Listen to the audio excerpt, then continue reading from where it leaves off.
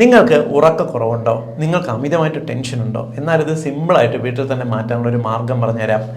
ഏത്തപ്പഴം നമ്മൾ വീട്ടിൽ വാങ്ങിക്കില്ലേ? പഴം കഴിച്ചതിന് ശേഷം അതിൻ്റെ പഴത്തൊലി ആദ്യം എടുത്തിട്ട് അവ ഉണ്ടാക്കി ഒരു ചായ ഉണ്ടാക്കി കഴിക്കുക. നല്ലതാണ്. ഇതിൻ്റെ എങ്ങനെ ചെയ്യേണ്ടതെന്ന് പറഞ്ഞാൽ, ഏത്തപ്പഴം നിങ്ങൾ ആദ്യം എടുത്ത് നന്നായിട്ട് വെള്ളത്തിൽ കഴുകുക. കാരണം അതിൻ്റെ പുറമേയുള്ള കീടനാശിനിയും പൊടിയും എല്ലാം പോകണം.